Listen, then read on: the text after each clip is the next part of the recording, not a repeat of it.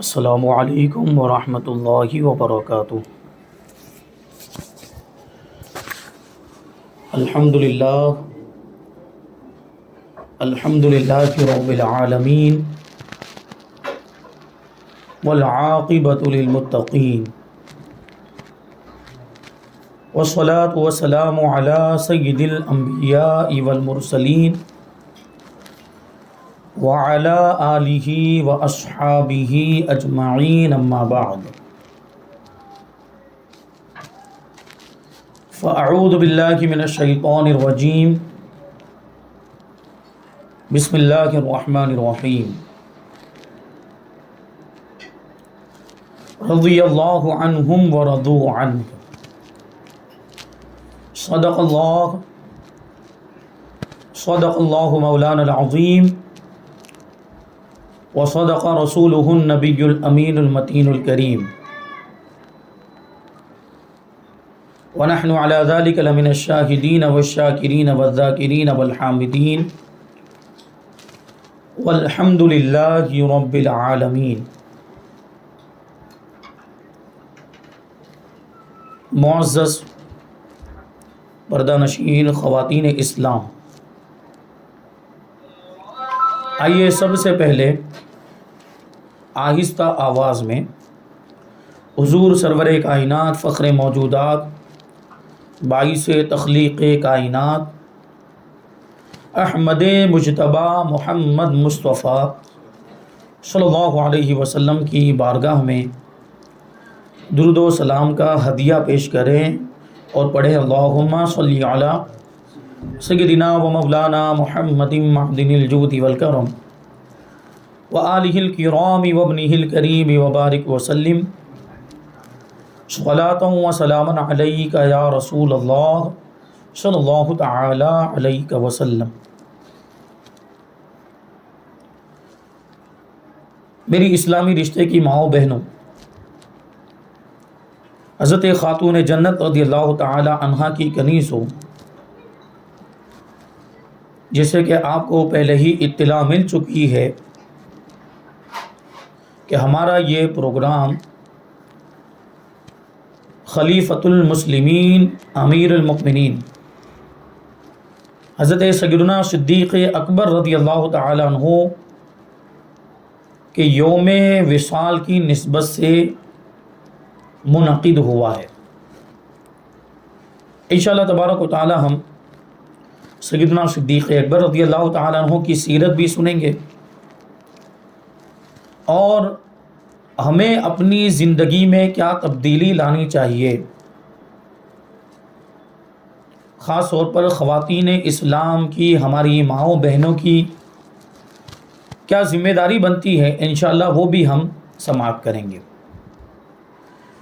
سیدنا صدیق اکبر رضی اللہ تعالیٰ عنہ اسلام کے پہلے خلیفہ ہیں، مسلمانوں کے پہلے خلیفہ، حضور پاک صلی اللہ علیہ وسلم کے خلیفہ بلا فصل ہیں، اور انبیاء اور مرسلین کے بعد سیدنا صدیق اکبر ساری کائنات میں سب سے افضل ہیں۔ صدیق اکبر رضی اللہ تعالیٰ عنہ مکہ مکرمہ میں پیدا ہوئے عام الفیل کے 2.5 سال کے بعد۔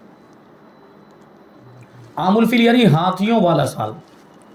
وہ ہاتھیوں والا واقعہ آپ نے سنا ہوگا کہ ابرہہ جو یمن کا بادشاہ تھا، وہ ہاتھیوں کا لشکر لے کر آیا تھا خانہ کعبہ کو ڈھانے کے لیے، گرانے کے لیے۔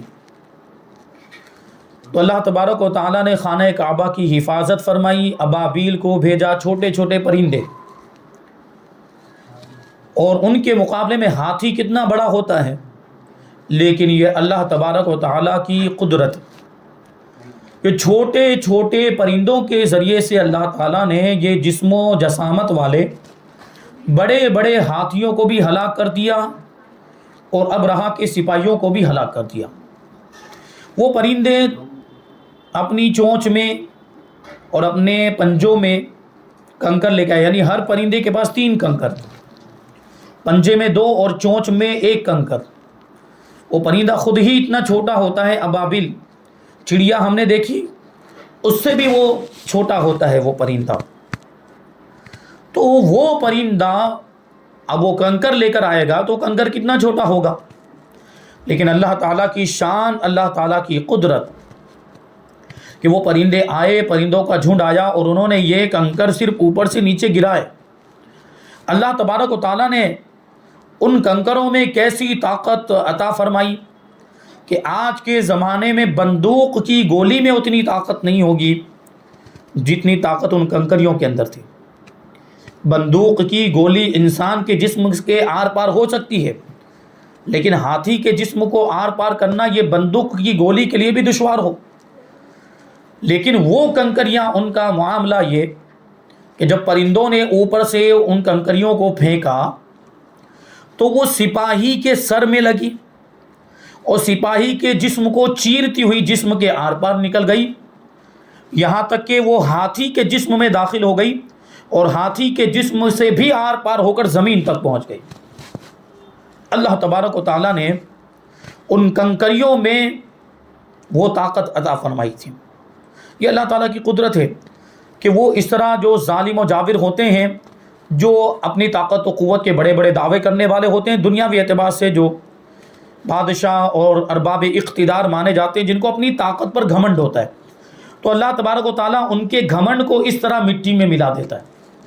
آپ کو معلوم ہونا چاہیے نمرود کے بارے میں، جس نے خدائی کا دعویٰ کیا تھا. حضرت ابراہیم علیہ السلام کو معاذ اللہ اس نے آگ میں ڈالا، لیکن اللہ تعالیٰ نے حضرت جبرائیل کو بھیج کر حضرت ابراہیم کی حفاظت فرمائی. حضرت جبرائیل علیہ السلام نے پروں پر حضرت ابراہیم علیہ السلام کو اٹھا لیا اور آگ جو تھی وہ گلزار میں تبدیل ہو گئی، گلشن بن گئی. اس طرح حضرت ابراہیم علیہ السلام محفوظ رہے. یہی نمرود جس نے خدائی کا دعویٰ کیا تھا، اپنے آپ کو خدا کہتا تھا اور اپنے آپ کو سجدہ کرواتا تھا، اس کے دربار میں لوگ جاتے تو سجدہ کرتے تھے، لیکن اللہ تعالیٰ نے اس کو ایک مچھر کے ذریعے ہلاک کیا ہے. دیکھیں وہ اپنے آپ کو جو خدا کہتا تھا، کتنی معمولی سی مخلوق کے ذریعے سے اللہ تبارک و تعالیٰ نے اس کے خدائی کے دعوے کو مٹی میں ملا دیا. وہ مچھر اس کی ناک سے اس کے دماغ میں پہنچ گیا. اب دماغ میں اس مچھر نے ہلچل پیدا کی تو دماغ اس کا سر درد کرنے لگ گیا. وہ سرد کا علاج کر رہا تھا لیکن کوئی اس کو فرق نہیں پڑا. آخر کار اس نے سر کو زور زور سے پیٹا اور ایسا پیٹا کہ اس کا سر ہی پھٹ گیا اور وہ اسی میں ہلاک ہو گیا.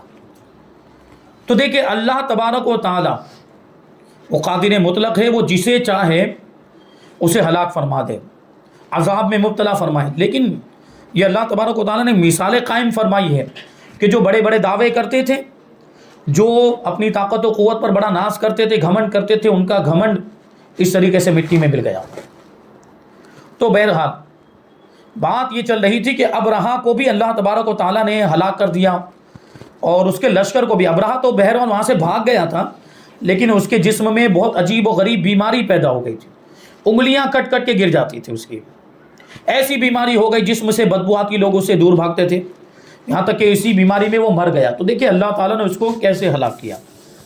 تو یہ ابرہا جو اس کا جو لشکر تھا اس میں ہاتھی لے کر آیا تھا، اور یہ واقعہ جس سال پیش آیا اس کو عام الفیل کہا جاتا ہے. اسی سال کے 2.5 سال کے بعد حضرت سیدنا صدیق اکبر رضی اللہ تعالیٰ عنہ مکہ مکرمہ میں پیدا ہوئے، اور صدیق اکبر رضی اللہ تعالیٰ عنہ مکہ مکرمہ کے بہت بڑے قبیلے بنو تمیم سے تعلق رکھتے تھے. بڑے باوقار، بامروت، اور آپ کی مکہ مکرمہ میں بڑی عزت اور شرافت کے مالک تھے، حسن اخلاق کے مالک. لوگ آپ کو قدر کی نگاہ سے دیکھتے تھے. سیدنا صدیق اکبر رضی اللہ تعالیٰ عنہ کے 2 گھر تھے، 3 گھر تھے. 2 گھر مدینہ منورہ میں اور 1 گھر مکہ مکرمہ میں. مکہ مکرمہ میں جو گھر تھا وہ محلہ مصفلہ کے اندر تھا. محلہ مصفلہ یہ مسجد حرام سے جنوب میں واقع ہے، یعنی ساؤتھ میں واقع ہے. وہاں پر یہ محلہ بڑا برکت والا محلہ ہے. حضرت صدیق اکبر بھی وہاں رہتے تھے، اور یہی وہ محلہ ہے کہ حضور پاک صلی اللہ علیہ وسلم اعلان نبوت سے پہلے جب بھی وہاں سے گزرتے تھے اس محلے میں 2 پتھر تھے، وہ پتھر حضور کو سلام کیا کرتے تھے. یہ ایسا محلہ. اسی محلے میں سیدنا صدیق اکبر کا گھر تھا اور 2 گھر مدینہ منورہ میں تھے. ایک گھر تو بالکل مسجد نبوی سے متصل، یہاں تک کہ آپ کے گھر کی کھڑکی یہ مسجد نبوی میں کھلتی تھی، اور یہی وہ گھر ہے اور وہ کھڑکی ہے جس کے بارے میں آخری عمر میں اللہ کے رسول نے ارشاد فرمایا کہ مسجد نبوی میں جتنے لوگوں کی کھڑکیاں کھلتی ہیں سب کو بند کر دیا جائے ابو بکر کی کھڑکی کو چھوڑ کر، یعنی ابو بکر کی کھڑکی رہنے دی جائے، باقی لوگوں کی کھڑکیاں بند کر دی جائے. تو یہ وہ گھر تھا. اور ایک اور مدینہ منورہ میں گھر صدیق اکبر رضی اللہ تعالیٰ عنہ کا جو 1 کوس کے فاصلے پر تھا، تقریباً 4 کلومیٹر کے فاصلے پر. صدیق اکبر رضی اللہ تعالیٰ عنہ حضور کی وفات ظاہری کے وقت اسی گھر سے تشریف لائے تھے، کیونکہ حضور پاک صلی اللہ علیہ وسلم کی ظاہری وفات سے 1 دن پہلے طبیعت میں کچھ افاقہ ہو گیا تھا، بیماری میں کمی آئی تھی. فجر کی نماز کے بعد سیدنا صدیق اکبر حضور کی بارگاہ میں حاضر ہوئے، طبیعت معلوم کی، خیریت پوچھی تو پتہ چلا کہ بہت کچھ افاقہ ہے، سکون ہے. تو آپ خوش ہوئے، باہر تشریف لائے. صحابہ کرام نے پوچھا، صحابہ کرام کو سیدنا صدیق اکبر نے حضور کی طبیعت کے بارے میں بتایا کہ ابھی بہت سکون ہے. تو صحابہ کرام بھی اپنے گھروں کو واپس ہو گئے، اور سیدنا صدیق اکبر بھی یہ سوچ کر کہ ابھی الحمدللہ طبیعت میں کافی سدھار آیا ہے، اس لیے آپ بھی اس مکان میں تشریف لے گئے جو مکان تقریباً 3.5 کلومیٹر یا 4 کلومیٹر کے فاصلے پر تھا. اور دوسرے دن یہ خبر آئی کہ حضور کا وصال ہو چکا ہے، وہاں سے دوڑتے ہوئے تشریف لائے. تو یہ سیدنا صدیق اکبر آزاد مردوں میں سب سے پہلے ایمان لانے والے سیدنا صدیق اکبر ہی ہیں، اور حضور پاک صلی اللہ علیہ وسلم کے ساتھی، حضور کے دوست کہ ہر موڑ پر، زندگی کے ہر موڑ پر، چاہے وہ سفر ہو یا حضر ہو، جنگ کا موقع ہو یا صلح کا موقع ہو، تکلیف ہو، مصیبت ہو، آسانی ہو، خوشحالی ہو، ہر موقع پر، زندگی کے ہر موڑ پر سیدنا صدیق اکبر نے حضور کا ساتھ دیا. پوری زندگی تو حضور کے ساتھ رہے. ظاہری وفات کے بعد بھی اللہ تبارک و تعالیٰ نے سیدنا صدیق اکبر کو حضور کا ساتھ نصیب فرمایا. مزار میں بھی حضور کے پہلو میں آرام کرتے. تو پوری زندگی حضور کا، ہر جنگ میں حضور کے ساتھ شریک ہوئے. آزاد مردوں میں سب سے پہلے ایمان لانے والے. اور حضور پاک صلی اللہ علیہ وسلم کی وفات ظاہری کے بعد مسلمانوں نے سیدنا صدیق اکبر کو اپنا خلیفہ بنایا. پہلے خلیفہ سیدنا صدیق اکبر، اور 2 سال 7 مہینے تک تقریباً سیدنا صدیق اکبر رضی اللہ تعالیٰ عنہ مسند خلافت پر رونق افروز رہے، اور مسلمانوں کے معاملات کو آپ سنبھالتے رہے خلیفہ ہونے کی حیثیت سے. اور آخر کار 2 سال 7 مہینے خلافت فرمانے کے بعد 22 جمادی الاخری 13 ہجری میں سیدنا صدیق اکبر کا وصال ہوا. اور ام المؤمنین حضرت عائشہ صدیقہ رضی اللہ تعالی عنہا سے سیدنا صدیق اکبر نے پہلے ہی اجازت لے لی تھی، کیونکہ جہاں پر حضور پاک صلی اللہ علیہ وسلم کا مزار مبارک ہے وہ حضرت عائشہ کا حجرہ ہے. یوں تو ازواج مطہرات کے حجرے الگ الگ تھے، لیکن جس دن حضور کا وصال ہوا اس دن سیدتنا عائشہ صدیقہ رضی اللہ تعالیٰ عنہ کی باری تھی، کیونکہ حضور نے ازواج مطہرات کی باری مقرر کی ہوئی تھی. ایک دن یہاں پر رکیں گے، ایک دن یہاں پر، ایک دن یہاں پر. تو جس دن حضور کا وصال ہوا اس دن ام المؤمنین عائشہ صدیقہ رضی اللہ تعالیٰ عنہ کی باری تھی. انہی کے حجرے میں حضور تشریف فرما تھے. بلکہ یہاں تک فرمایا گیا، روایتوں میں آیا ہے کہ حضور کا جس وقت وصال ہوا تو آپ کا سر مبارک حضرت عائشہ صدیقہ رضی اللہ تعالیٰ عنہ کی گود میں تھا. یہ شرف اور فضیلت حضرت عائشہ صدیقہ رضی اللہ تعالیٰ عنہ کو حاصل ہوئی. تو ظاہر سی بات وہ حجرہ ہے عائشہ صدیقہ، اگرچہ وہ سیدنا صدیق اکبر کی بیٹی، لیکن حجرہ اور ان کا حق اس سے متعلق ہونے کی وجہ سے سیدنا صدیق اکبر رضی اللہ تعالیٰ عنہ نے اپنی زندگی میں ہی اجازت لے لی تھی کہ مجھے حضور پاک صلی اللہ علیہ وسلم کے پہلو میں دفن کیا جائے. تو ام المؤمنین ظاہر سی بات والد ماجد کو کیسے منع کر سکتی تھی، اجازت دے دی. تو وصال کے بعد سیدنا صدیق اکبر رضی اللہ تعالیٰ عنہ کو حضور کے پہلو میں دفن کیا گیا۔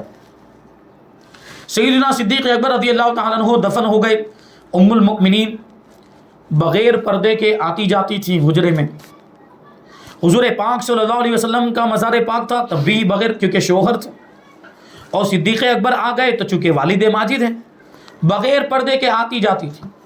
لیکن جب حضرت فاروق اعظم رضی اللہ تعالیٰ عنہ کا وصال ہوا اور ان کو بھی حضور پاک صلی اللہ علیہ وسلم کے پہلو میں حجرہ عائشہ میں دفن کیا گیا، تو اب جب ام المؤمنین وہاں پہ آتی جاتی تھی تو پردہ کیا کرتی تھی۔ دیکھیے اس سے پردے کی اہمیت کا ہمیں اندازہ ہوتا ہے کہ اگرچہ وفات پا چکے ہیں، پھر یہ اہل سنت کا عقیدہ بھی ثابت ہوتا ہے کہ اللہ والے قبر کے اندر بھی حیات، اللہ والے قبر کے اندر بھی زندہ ہیں۔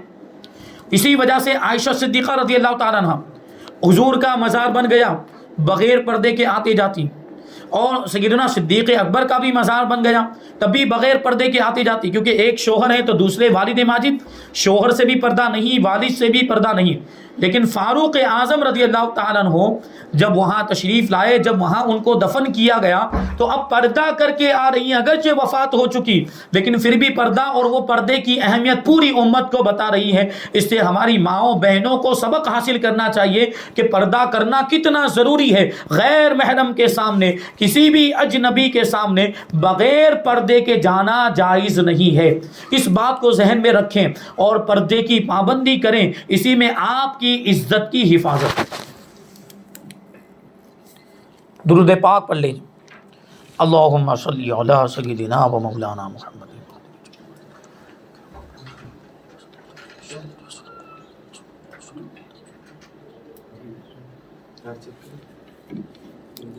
صلی اللہ علی النبی الامی و آلہ صلی اللہ علیہ وسلم، صلاۃ و سلام علیک یا رسول اللہ صلی اللہ تعالی علیہ وسلم۔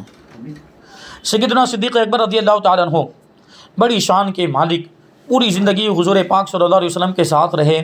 وفات کے بعد بھی اللہ تبارک و تعالیٰ نے حضور کا ساتھ نصیب فرمایا، کیونکہ سیدنا صدیق اکبر کی خواہش تھی کہ پوری زندگی حضور کا ساتھ دیں، حضور کے ساتھ میں رہیں، حضور کا دیدار کرتے رہیں، حضور پر اپنا مال خرچ کریں اور حضور پاک صلی اللہ علیہ وسلم کی بارگاہ میں حاضر رہیں تاکہ حضور کا دیدار ہوتا رہے۔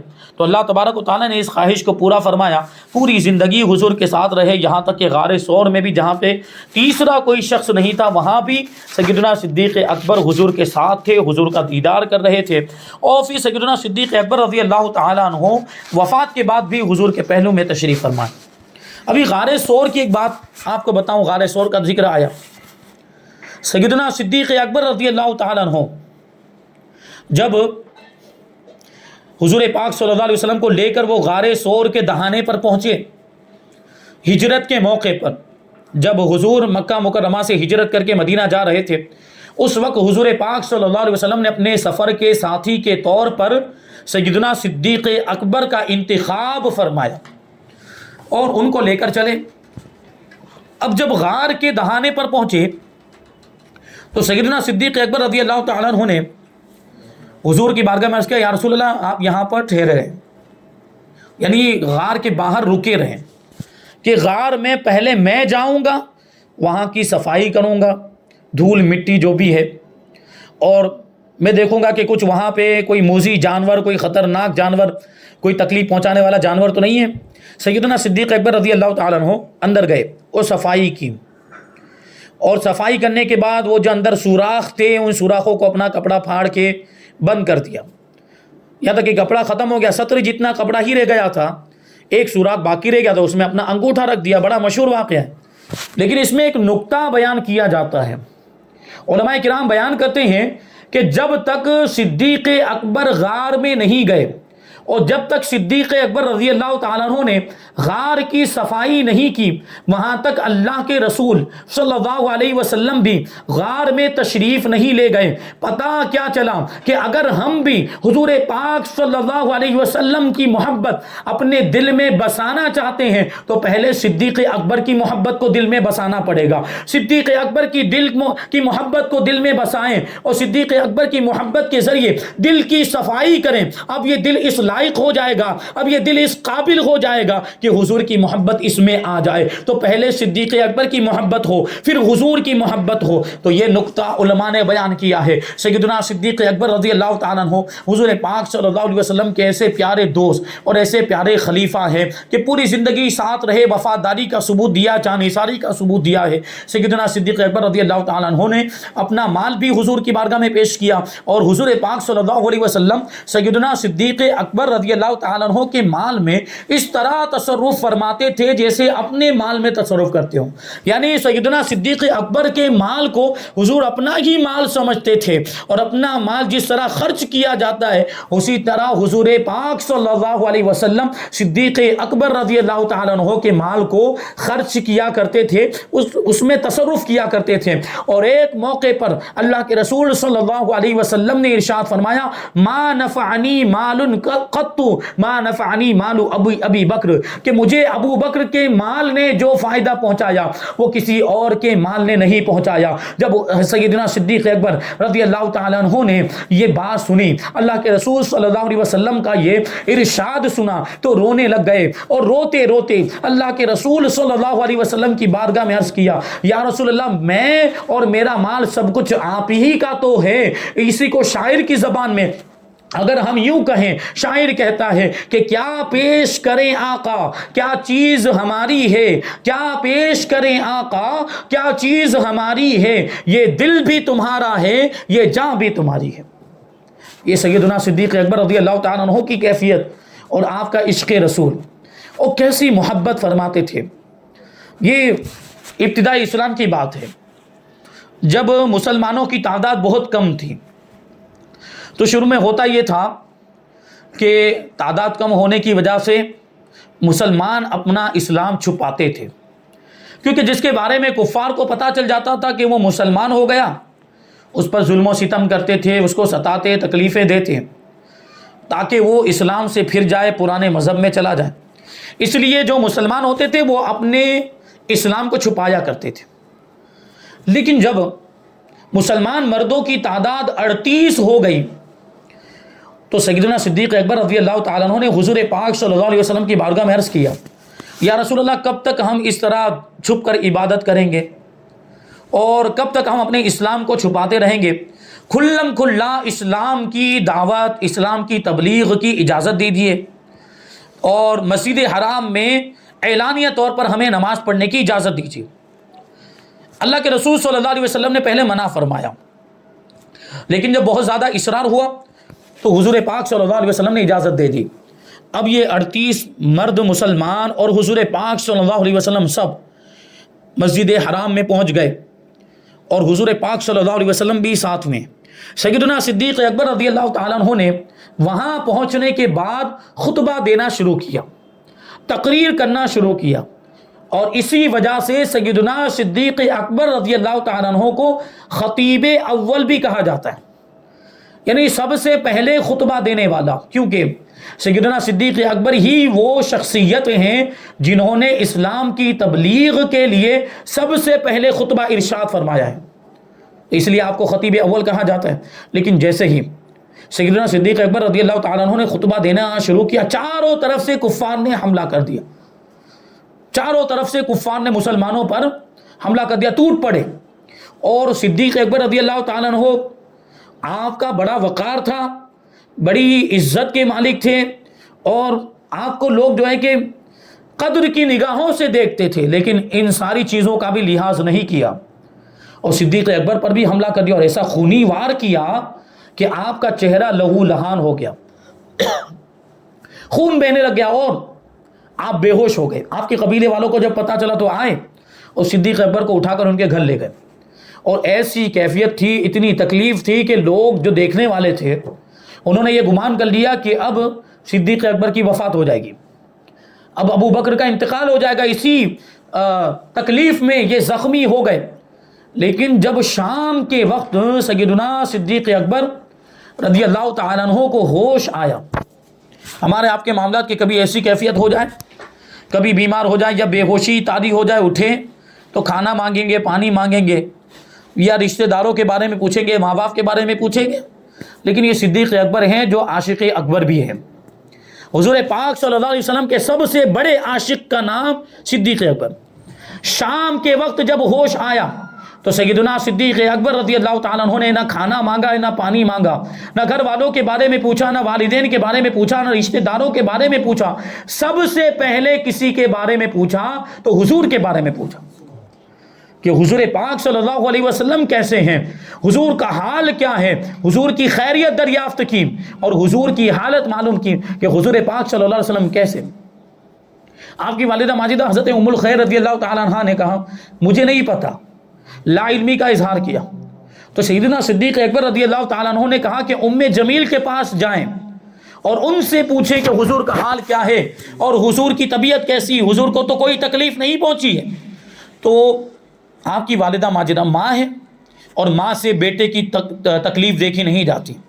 تو آپ کی والدہ ماجدہ رات کے وقت ہی حضرت ام جمیل رضی اللہ تعالیٰ عنہ کے پاس پہنچی. ام جمیل مسلمان ہو چکی تھی لیکن وہی نامساعد اور ناموافق حالات کی وجہ سے انہوں نے بھی اپنے اسلام کو چھپایا ہوا تھا. تو جب حضرت ابوبکر صدیق رضی اللہ تعالیٰ عنہ کی والدہ ام الخیر رضی اللہ تعالیٰ عنہ ام جمیل کے پاس پہنچی اور حضور کے بارے میں پوچھا تو ام جمیل نے بھی لا علمی کا اظہار کیا اور کہا کہ کون محمد اور کون ابوبکر مجھے نہیں معلوم، کیونکہ انہوں نے اپنے اسلام کو چھپایا ہوا تھا. لیکن کہتی میں نے آپ کے بیٹے کے بارے میں سنا ہے کہ کچھ حملہ ہوا ہے ان پر، اگر آپ کہیں تو میں آ کر ان کو دیکھ لوں، ان کی خیریت معلوم کر لوں. تو ام الخیر رضی اللہ تعالی عنہ حضرت ام جمیل رضی اللہ تعالی عنہ کو لے کر اپنے گھر آئی. ام جمیل نے جیسے ہی سیدنا صدیق اکبر رضی اللہ تعالی عنہ کی حالت دیکھی رونے لگ گئی، آنکھوں سے آنسو جاری ہو گئے. اور سیدنا صدیق اکبر رضی اللہ تعالیٰ عنہ نے ام جمیل سے حضور کی حالت دریافت کی، حضور کے بارے میں پوچھا کہ میرے آقا کیسے ہیں، میرے آقا کی خبر دو، حضور کو کوئی تکلیف تو نہیں پہنچی ہے. تو ام جمیل نے آپ کی والدہ کی طرف اشارہ کر کے توجہ دلائی، کیونکہ حضرت صدیق اکبر رضی اللہ تعالیٰ عنہ کی والدہ ماجدہ اس وقت تک مسلمان نہیں ہوئی تھی. تو اشارہ کیا کہ ان کے سامنے کیسے بیان کر سکتی ہوں، کیونکہ اسلام کو چھپایا تھا.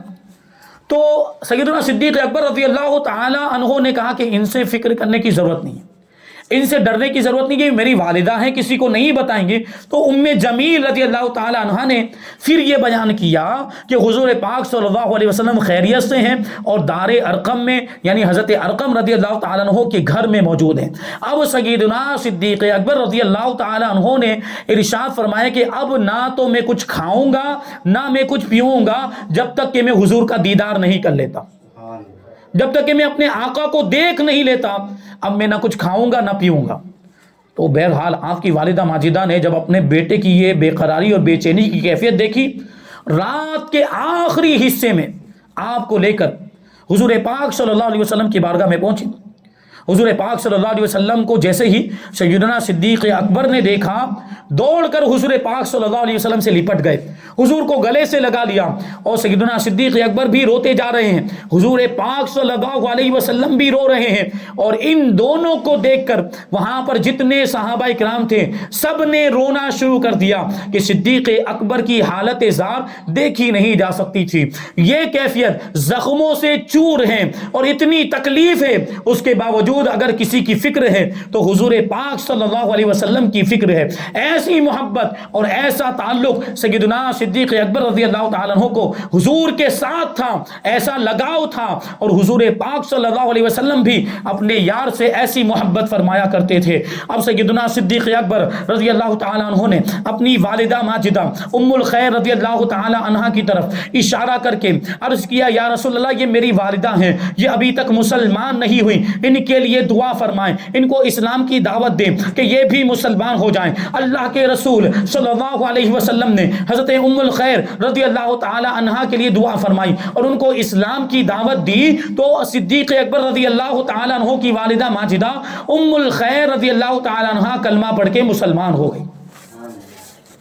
اور یہ خصوصیت ہے سیدنا صدیق اکبر کی کہ آپ کے ماں باپ بھی صحابی، والدہ صحابیہ، والد بھی صحابی، والدہ صحابیہ، خود بھی صحابی، آپ کے بیٹے بھی صحابی اور آپ کے پوتے اور نواسے بھی صحابی. یہ صدیق اکبر رضی اللہ تعالیٰ عنہ کی خصوصیت. بہرحال بہت ساری باتیں ہیں جو سیدنا صدیق اکبر رضی اللہ تعالیٰ عنہ کے تعلق سے بیان کی جا سکتی ہے، لیکن ابھی اور باتیں بھی ہمیں شامل کرنی ہے. خاص طور پر جو دوسرا جو موضوع جو دیا گیا ہے ٹاپک کہ خواتین کی ذمہ داریاں، خواتین کی ذمہ داریاں کیا ہیں، تو اس تعلق سے بھی کچھ باتیں سماعت کر لیں. سیدنا صدیق اکبر رضی اللہ تعالیٰ عنہ سے ہمیں ان کی جانثاری اور ان کی وفاداری کیسی تھی اس کا سبق ملتا ہے کہ سیدنا صدیق اکبر نے اپنی پوری زندگی اسلام کے لیے وقف کر دی تھی، اور حضور پاک صلی اللہ علیہ وسلم کی خدمت کے لیے اپنے آپ کو انہوں نے لگا دیا تھا. وہ اسلام کی خدمت کا کیسا جذبہ تھا سیدنا صدیق اکبر کے اندر کہ جب خلیفہ بنے، خلیفہ بننے کے بعد جو ارتداد کا فتنہ ہوا تو ارتداد کے فتنے کا مقابلہ بھی سیدنا صدیق اکبر نے کیا. جن لوگوں نے زکوٰۃ دینے سے انکار کر دیا تھا اور زکوٰۃ کی فرضیت کے منکر ہو گئے تھے، منکرین زکوٰۃ کہ زکوٰۃ فرض نہیں ہے، تو یہ زکوٰۃ تو قرآن اور حدیث سے اس کی فرضیت ثابت، تو قرآن و حدیث سے جس کی فرضیت ثابت ہو اگر اس کی فرضیت کا کوئی انکار کرے تو وہ کافر ہو جاتا ہے. تو سیدنا صدیق اکبر نے منکرین زکوٰۃ سے جہاد کا اعلان کر دیا. تو فاروق اعظم رضی اللہ تعالیٰ عنہ پہنچے کہ تھوڑی آپ آسانی کیجیے، یعنی وہ کلمہ پڑھنے والوں کے ساتھ آپ جنگ کریں گے. تو سیدنا صدیق اکبر رضی اللہ تعالیٰ عنہ نے ارشاد فرمایا کہ یہ فاروق وہی ہے، یہ عمر وہی ہے جو زمانے جاہلیت میں تو بڑا سخت تھا اور بڑی شدت کرتا تھا، اور وہ اسلام لانے کے بعد اتنا نرم ہو گیا کہ منکرین زکوٰۃ کے ساتھ نرمی کرنے کا مجھے مشورہ دے رہا ہے. فاروق اعظم رضی اللہ تعالیٰ عنہ نے جو حضور کی شان میں ادنا سی بھی گستاخی برداشت نہیں کرتے تھے، انہوں نے بھی یہ بات کہی تھی، لیکن صدیق اکبر رضی اللہ تعالیٰ عنہ ٹس سے مس نہیں ہوئے، اپنے موقف پر اڑے رہے کہ جو منکرین زکوٰۃ ہیں اگر وہ ایک اونٹ کی رسی بھی جو زکوٰۃ کے طور پر بنتی ہوگی وہ زکوٰۃ میں نہیں دیں گے اور میں اس کو وصول نہیں کر لوں گا تب تک میں ان سے جہاد کرتا رہوں گا. اس صدیق اکبر اسلام کی کیسی خدمت انجام دی، یہاں تک کہ فاروق اعظم رضی اللہ تعالیٰ عنہ نے آخر میں یہ بات کہی تھی کہ میرا بھی سینہ پھر کھل گیا کہ صدیق اکبر ہی سچ ہیں اور صدیق اکبر جو فرما رہے ہیں وہی حق ہے. اور پھر جہاد ہوا منکرین زکوٰۃ کے ساتھ، تو انہوں نے دین کی ایسی خدمت انجام دی. تو ہماری آپ کی بھی تو کچھ ذمہ داری بنتی ہے کہ ہم بھی دین کے لیے کچھ کریں، دین کی خدمت کریں، دین کا کام کریں. اور اس میں دیکھیے اگر ہم دین کے لیے کچھ کرنا چاہتے ہیں، اگر ہم اسلام کے لیے کچھ کرنا چاہتے ہیں تو سب سے پہلے اپنے آپ سے شروعات کریں، یعنی سب سے پہلے ہم اپنے آپ کو سدھاریں، اپنی اصلاح کریں. کیونکہ یہ ہر فرد امت کا اگر یہ سوچے کہ مجھے اپنے آپ کی اصلاح کرنی چاہیے اور ہر کوئی اپنے آپ کی اصلاح کر لے گا تو اس طرح تو پوری امت سدھر جائے گی اور پوری امت کی اصلاح ہو جائے گی. اور خواتین کی ذمہ داری خاص طور پر اس وجہ سے بھی زیادہ ہے کہ وہ گھر کو سنبھالتی ہیں. خواتین ہماری مائیں بہنیں وہ گھر کو سنبھال دیجیے. اس کائنات کے وجود میں عورتوں کا بہت اہم کردار ہے، عورتوں کا، خواتین کا بہت اہم کردار ہے. اگر یہ خواتین نہ ہو تو انسان کی نسل ہی آگے نہ بڑھے، یہ بات تو واضح ہے بالکل. اور پھر یہ بھی تو دیکھیں کہ سارے انبیاء، اولیاء اور اللہ کے نیک بندے، بزرگان دین جو گزرے ہیں ان کی مائیں بھی تو خواتین ہی تھیں اور خواتین ہی تو ماں بنتی ہیں. اور یہ جو اتنے بڑے بڑے منصب ملے، اللہ کے ولیوں کی زندگیوں کا آپ جائزہ دیں، بزرگان دین کی زندگیوں کا جائزہ لیں تو ان کو اتنا بڑا مرتبہ ملا، وہ ولایت کے مرتبے پر فائز ہوئے. تو کہیں نہ کہیں ان کے اس مقام و مرتبے میں ان کی ماؤں کی تربیت کا بھی بہت اہم کردار ہے، ماؤں کی تربیت کا بہت اہم رول ہے.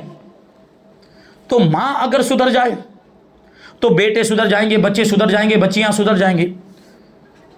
ماں اگر، گھر کی خاتون اگر سدھر جائے تو پورا گھر سدھر سکتا ہے. گھر کی خاتون اگر سدھر جائے تو پورے گھر کا ماحول اسلامی ماحول بن سکتا ہے.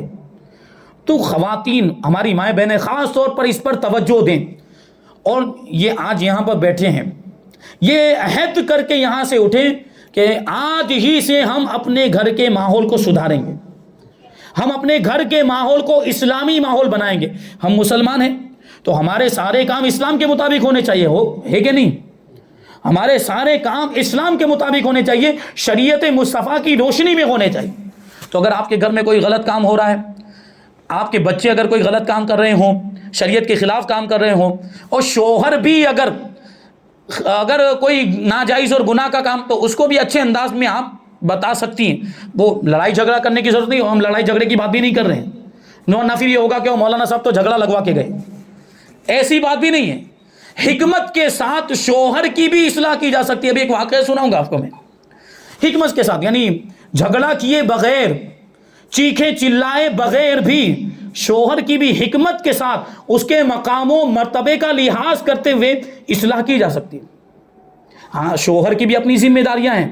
شوہر کے ذمہ بھی ہے کہ وہ بیوی کو دیکھے کہ بیوی صحیح کوئی غلط کام تو نہیں کر رہی، صحیح کام کر رہی کہ نہیں کر رہی شریعت کے مطابق، اور کوئی گناہ کا کام تو نہیں کر رہی. وہ شوہر کی یہ بھی ذمہ داری، شوہر کی ذمہ داری کہ وہ بچوں کو بھی دیکھے. لیکن بیوی ہونے کی حیثیت سے اس کی ایک الگ ذمہ داری ہے، اور ماں ہونے کی حیثیت سے بھی اس کی ایک الگ ذمہ داری. اسی وجہ سے تو ماں کو بچوں کے لیے سب سے پہلی درسگاہ فرمایا گیا. سب سے پہلا مدرسہ، سب سے پہلا اسکول اگر کوئی ہے تو وہ ماں کی گود ہے. بچہ وہیں سے سیکھنا شروع کرتا ہے. ماں جو کرتی ہے پھر بچہ وہی دیکھ کر سیکھتا ہے. ماں اگر فلمیں ڈرامے دیکھتی ہوگی تو بچہ بھی آگے چل کے وہی کرے گا. ماں اگر گانے گنگناتی ہوگی تو بچہ بھی گانے گنگنائے گا. اور گھر میں اگر ٹی وی چلتا ہوگا تو بچہ بھی ٹی وی دیکھنے کا عادی بنے گا. اور ایسے ہی خرافات اگر گھر میں ہوتے ہوں گے، بے حیائی کے کام ہوتے ہوں گے، اور ماں اس کو نہیں روکے گی تو بچہ بھی وہی سب سیکھے گا. کیونکہ بچوں کی تو فطرت یہ ہوتی ہے، بچے کا جو دل ہے وہ کوری سلیٹ کی طرح ہوتا ہے. اس پر آپ جو لکھیں گے وہ نقش ہو جائے گا. بچے کو بچپن میں جو سکھا دیا جاتا ہے وہ اس کے دل پر نقش ہو جاتا ہے، وہ پوری زندگی باقی رہتا ہے. اگر آپ نے اچھی باتیں سکھائی ہوگی تو وہ اچھی عادتیں اس کو پوری زندگی کام آئیں گی، اور اگر بری چیزیں سکھائی ہوگی تو وہ پوری زندگی رسوا ہوتا رہے گا. پوری زندگی اب وہ گناہوں میں مبتلا رہے گا، وہ بری عادتوں میں مبتلا رہے گا. تو ہماری بہت اہم ذمہ داری ہے، مائیں بہنیں سنیں، یہ پرورش کے اعتبار سے، بچوں کی پرورش کے اعتبار سے ہماری بہت اہم ذمہ داری ہے. بہرحال میں شوہر کی بات کر رہا تھا کہ شوہر کی بھی اصلاح کرنی ہو آپ الگ انداز اختیار کر سکتی. شوہر کو حاکم بنایا گیا، شوہر کا مرتبہ بہت بلند و بالا، اس کی شان میں گستاخی کی بیوی کو اجازت نہیں ہے، برا بھلا بولنے کی یا جھگڑا کرنے کی اور شوہر کے ساتھ لڑنے کی بیوی کو اجازت نہیں ہے. لیکن دوسرا طریقہ، حکمت والا طریقہ اپنایا جاتا ہے، جا سکتا ہے. جیسے کہ ایک واقعہ بتاؤں کہ ایک میاں بیوی ایسے، اور ان کے گھر میں بچے بھی، لڑکا لڑکی دونوں. شوہر جو تھا وہ فجر کی نماز کی پابندی نہیں کرتا تھا، بیوی پانچوں وقت کی نمازوں کی پابند. دیکھیں اب وہ کیسے اپنے شوہر کی اصلاح کرتی. بڑا دلچسپ واقعہ ہے، آپ کو لطف بھی آئے گا. تو یہ ہوا کہ بیوی نے سوچا کہ میں شوہر کی اصلاح کرنی چاہیے. شوہر کیا کرتا تھا؟ فجر کے وقت نہیں اٹھتا، اور 10 بجے اٹھتا تھا اور 10 بجے فجر کی قضا کرتا تھا. اور ہمارے یہاں تو معاملات یہ کہ قضا تو کیا وہ چھوڑ ہی دیتے ہیں، مردوں کے معاملات کی بات کر رہا ہوں، چھوڑ ہی دیتے ہیں بعد میں. 10 بجے کیا وہ بعد میں بھی نہیں پڑھتے، یہ ہوتا ہے. یہ جو شوہر تھا وہ 10 بجے اٹھ کے فجر کی قضا کرتا تھا، یہ بھی تو غلط بات ہے. اب بیوی نے سوچا کہ مجھے ان کی اصلاح کرنی چاہیے، تو بیوی نے ایک خاص طریقہ اپنایا. اب یہاں سے کٹو ہم ادھر آتے ہیں. شوہر نے کافی عرصے تک یہ چیز دیکھی، کئی دنوں تک یہ معاملہ چلتا. شوہر جب 10 بجے اٹھتا اور اٹھ کر دروازہ کھولتا تو اس کو دروازے پر کچرا پڑا ہوا ملتا. روزانہ یہی کیفیت. شوہر اٹھتا، دیکھتا کو دروازے پر کوئی کچرا پھینک کر چلا گیا ہے. ابھی ہمارے آپ کے دروازے پر اگر کوئی کچرا پھینک کر چلا جائے، غصہ آئے گا کہ نہیں آئے گا؟ آئے گا. وہ شوہر کو بھی غصہ آیا. تو شوہر نے کیا کیا؟ یہ کچرا پھینکنے والے کو پکڑنا پڑے گا. ایک کچرا پھینکنے والا ملا تو میں اس کی خیریت لوں گا. تو اب اس نے کیا کیا؟ اس کے لیے ایک آئیڈیا لگایا. اس نے بیوی کو بولا کہ کل مجھے تم فجر کی نماز میں اٹھا دینا، کیونکہ وہ 10 بجے اٹھتا تھا، اس سے پہلے ہی کوئی کچرا پھینک کر چلا جاتا تھا. تو اس نے سوچا کہ میں کل فجر میں اٹھوں گا اور دیکھوں گا کون پھینک کر جاتا ہے. اب دوسرے دن اس کی بیوی نے اس کو فجر میں اٹھایا، اور اس نے مسجد میں جا کے نماز نہیں پڑھی، گھر میں ہی جلدی جلدی 2 رکعت سنت نماز ادا کی، فوراً کھڑکی سے باہر نکل کے دیکھا کون کچرا پھینک کر جاتا ہے. وہ کچرا پھینکنے والا اپنا کام کر کے چلا گیا تھا، کچرا وہاں موجود، تو وہ پکڑ نہیں پایا کس نے کچرا پھینکا ہے. اچھا دوسرے دن بھی ایسا معاملہ، دوسرے دن پھر بیوی نے اس کو فجر کی نماز کے لیے اٹھایا، پھر اس نے گھر میں نماز پڑھی، اور آج وہ سنت کے درمیان نہیں بلکہ فرض نماز کے دوران کچرا پھینک کر گیا. لیکن معاملہ وہی، نماز سے فارغ ہونے کے بعد جب شوہر نے دیکھا تو کچرا وہاں پہ موجود، اب بھی وہ پکڑ میں نہیں آیا. 1 ہفتے تک یہی معاملہ چلتا رہا. وہ نماز پڑھنے کے لیے اٹھتا رہا اور کچرے والے کو دیکھنے کے لیے نماز سے فارغ ہونے کے بعد نکلتا رہا، لیکن کچرا پھینکنے والا پکڑ میں آیا ہی نہیں. تو بڑا پریشان ہوا. تو آخرکار 1 ہفتے کے بعد بیوی نے کیا کہا، دیکھیے اب کیا ہے، آپ نے نماز پڑھنی شروع کر دی، 1 ہفتے سے آپ نماز پڑھ رہے ہیں، لیکن گھر میں نماز پڑھ رہے ہیں. کتنا اچھا ہوگا کہ آپ مسجد میں جا کے جماعت کے ساتھ نماز پڑھیں. مسجد میں جا کے جماعت کے ساتھ میں زیادہ ثواب ملے گا، جماعت کے ساتھ نماز پڑھنا واجب ہے. تو شوہر نے بات ٹھیک ہے، اچھا ہے، اچھی بات ہے، تو اب میں مسجد میں جا کے نماز پڑھوں گا. اب دوسرے دن اس نے کیا کیا، سنت 15 منٹ پہلے ہی، فرض سے 15 منٹ پہلے ہی شوہر سنت پڑھ کے اپنے گھر کے باہر کرسی ڈال کے بیٹھ گیا، دیکھتا ہوں کون آتا ہے کچرا پھینکنے کے لیے، اور کرسی ڈال کے بیٹھ گیا. اب جتنے بھی نمازی وہاں سے گزر رہے ہیں، مسجد کی طرف جا رہے ہیں، وہ سب کو دیکھ رہا ہے، سب کا جائزہ، کسی کے ہاتھ میں کوئی تھیلی وغیرہ تو نہیں ہے کچرے کی، وہ دیکھے تو پتہ چل جائے گا. لیکن اس نے دیکھا کسی کے ہاتھ میں، کسی نمازی کے ہاتھ میں کوئی کچرے کی تھیلی نہیں. آخرکار وہ بھی مسجد میں چلا گیا. اب اسی طرح دن گزرتے گئے، مسجد میں جا کر وہ نماز پڑھنے لگ گیا. 2 ہفتے گزر گئے. کتنے؟ 2 ہفتے گزر گئے. اب وہ کچرا پھینکنے والا اب بھی پکڑ میں نہیں آیا. کچرا پھینکنے والا اب بھی 2 ہفتے سے وہ نماز پڑھا، اور 1 ہفتہ اس سے پہلے بھی وہ نماز، لیکن وہ گھر میں پڑھی تھی، لیکن یہ 2 ہفتے سے مسجد میں جا کے وہ نماز پڑھ رہا تھا. اب یہ 2 ہفتے کے بعد آیا اور بیوی سے کہنے لگا، دیکھو وہ کچرا تو جو پھینکتا تھا وہ تو ابھی تک پکڑ میں آیا نہیں ہے، تو اب یہ میرا اٹھنے کا کوئی مطلب نہیں ہے، کل سے مجھے مت اٹھانا، کل سے مجھے مت اٹھانا. بیوی نے کہا ٹھیک ہے، نہیں اٹھاؤں گی. لیکن دوسرے دن دیکھیں اللہ کی قدرت، وہ 15 دن سے پابندی کے ساتھ با جماعت نماز ادا کر رہا تھا. دوسرے دن بیوی نے اس کو نہیں اٹھایا، خود بخود اس کی آنکھ کھل گئی، خود بخود اس کی آنکھ کھل گئی ہے. اب جب آنکھ کھل گئی، ظاہر سی بات ہے فجر کا وقت بھی موجود ہے. ہاں یہ تھوڑا لیٹ ہو چکا تھا، یعنی جماعت کا وقت نکل گیا، لیکن فجر کا ٹائم ابھی بھی باقی تھا، تو اس نے نماز ادا کر لی.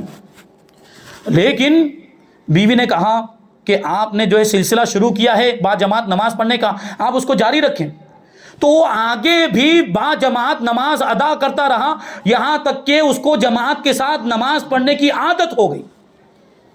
اب روزانہ پابندی کے ساتھ خود ہی اٹھ کر شوہر نماز پڑھنے کے لیے مسجد میں جانے لگ گیا. یہ ہو گیا. اب کٹو ادھر آئے. ایک دن رات کا کھانا کھانے کے بعد یہی میاں بیوی اور بچے بیٹھے ہوئے تھے، تو اسی کچرے والے کا ذکر آیا. وہ کچرا کون پھینکتا تھا، پھر یہ اس کی برائی کرنے لگ گیا شوہر. وہ اب بھی مل جائے تو اس کو میں بتاؤں، یہ اس نے شوہر نے اس طرح کے جملے کہے، ملا نہیں، اگر مل جاتا اس کی خیریت نہیں تھی، اس طرح کے جملے. تو اس کے لڑکے نے، چھوٹا سا لڑکا بچہ تھا، اس نے کیا جواب دیا، آپ اس کچرے والے کی برائی نہ کریں، وہ آپ کا محسن ہے، اس نے آپ پر بہت احسان کیا، وہ کچرے والے کی وجہ سے تو آپ جماعت کے پابند بن گئے، اس کے کچرا پھینکنے کی وجہ سے تو آپ نماز کے عادی بن گئے. پہلے 10 بجے پڑھتے تھے، اب روزانہ فجر کے وقت اٹھتے ہیں اور مسجد میں جا کر جماعت سے نماز پڑھتے ہیں، وہ تو آپ پر اس نے احسان کیا ہے. اب یہ اس کی لائٹ جلی، شوہر کی دماغ کی لائٹ جلی. وہ کہتا ہے مجھے میرے دماغ کو جھٹکا لگا، یہ کیا ہوا میرے ساتھ. تو اس کو تھوڑا لگا ایسا کہ کچھ تو منصوبہ بندی ہوئی ہے میرے خلاف کیا کہیں گے، مجھے سدھارنے کے لیے. تو وہ اپنے بچوں کو دیکھ رہا ہے، کبھی بیوی کو دیکھ رہا ہے، یعنی اس کو لگا کہ انہی میں سے کسی نے یہ کارنامہ انجام دیا ہے. تو اس کے بیٹے نے جواب دیا کہ آپ کی وہ محسن کوئی اور نہیں، امی جان ہیں، وہ کچرا پھینکنے والا کوئی اور نہیں، امی جان ہی روزانہ کچرا ڈالا کرتی تھی. تو دیکھیں یہ اصلاح کا طریقہ. شوہر کو اس نے سامنے سے نہیں بولا کہ بولتی تو بھڑک جاتا، تم کون ہوتی مجھے سکھانے والی. لڑائی جھگڑا نہیں کیا، چلائی نہیں، چیخی نہیں. یہ حکمت والا کام اور یہ حکمت والا کارنامہ اصلاح کے طور پر اس نے یہ حکمت عملی کو اختیار کیا، شوہر کی اصلاح بھی ہو گئی.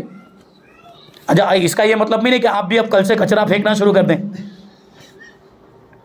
کیونکہ یہ ضروری تھوڑی کہ ہمارے آپ کے یہاں بھی مردوں کے یہی معاملات ہوں۔ وہ کچرا ہمارے یہاں تو کیسا ہے، کچرے کی کوئی پرواہ نہیں کرتے، کچرا پڑا ہوا ہے ویسے ہی نکل جائے گا، اس کو کوئی فکر ہی نہیں ہے۔ گھر کے مرد کو، خاص طور پر ہمارے مسلمانوں کے محلوں کے یہ حالات ہیں، اتنی گندگی ہوتی ہے۔ یہ دیکھیں برا لگانے کی بات نہیں، یہ حقیقت ہے۔ آپ غیروں کے محلے میں جائیں، وہاں کتنی صفائی ہے، وہ کچرا پھینکتے نہیں اس طرح محلے کے اندر، گلی میں، کوچوں میں۔ اور ہمارے آپ کے معاملات یہ ہے کہ یہ کچھ بھی ایسے، وہ ابھی دودھ کی تھیلی کھا لی، اٹھا کے سیدھا وہ کھڑکی میں سے باہر، وہ کچھ بھی دوسرا سبزی کاٹی، اس کا کچرا نکلا کھڑکی سے باہر، تو وہ آپ کا محلہ کچرا پیٹی ہے۔ صفائی کا حکم اسلام نے دیا، اور اسلام کے اندر صفائی کے جیسے احکام بیان کیے گئے، کسی دوسرے مذہب میں آپ کو ایسے احکام نہیں ملیں گے۔ صفائی اور طہارت کے بارے میں حضور نے تو فرما دیا الطہور شطر الایمان، کہ صفائی، ستھرائی، پاکیزگی اور طہارت یہ ایمان کا حصہ ہے۔ اور جس مذہب نے، جس اسلام نے ہمیں یہ تعلیم دی ہو کہ صفائی ایمان کا حصہ، اور ہم اتنی گندگیاں کر رہے ہیں، ہم کیسے مومن، ہم کیسے مسلمان؟ ہماری تعلیمات کو غیروں نے اپنا لیا، اسلام کی تعلیمات کو غیروں نے اپنا لیا، اور اسلام کی تعلیمات کو اپنا کر آج وہ دنیاوی اعتبار سے کامیاب ہو گئے، اور ہم اپنی ہی تعلیمات کو، اسلام کی تعلیمات کو پس پشت ڈال کر آج رسوا ہو رہے ہیں۔ کیوں؟ کیونکہ ہم نے اپنے مذہب پر عمل کرنا چھوڑ دیا، اپنے دین پر عمل کرنا چھوڑ دیا، تو یہ رسوائی کا ہمیں سامنا کرنا پڑ رہا ہے۔ تو اپنے گھر کا ماحول اسلامی ماحول بنانے کی کوشش کریں۔ ایک ایسا ہی واقعہ میں نے کہیں پر پڑھا، درود پاک پڑھ لیں۔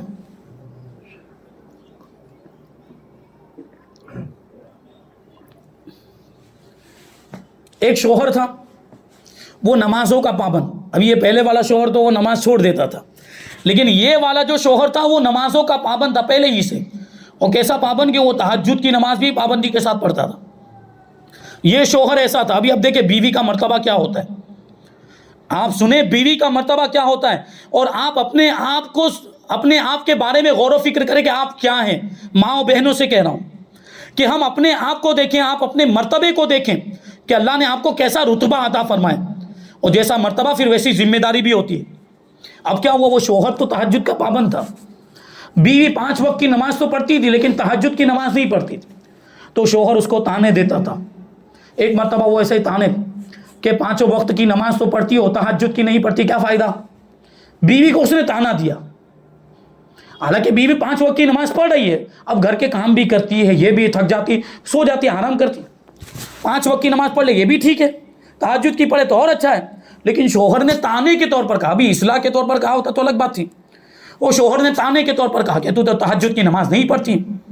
اب دوسرے دن کیا ہوا، یہی شوہر جو روزانہ تہجد کی نماز میں اٹھ جاتا تھا اور اس کے بعد ذکر و اذکار میں مشغول رہتا، یہاں تک کہ فجر کی نماز بھی جماعت کے ساتھ ادا کرتا تھا، دوسرے دن یہ معاملہ ہوا کہ تہجد کی نماز گئی، تہجد کی نماز میں نہیں اٹھ پایا، اور فجر کی نماز میں بھی اس وقت اٹھا جب بالکل آخری وقت چل رہا تھا، اور وہ کہتے ہیں مان وہ فجر کی نماز اس کے ہاتھ میں آئی۔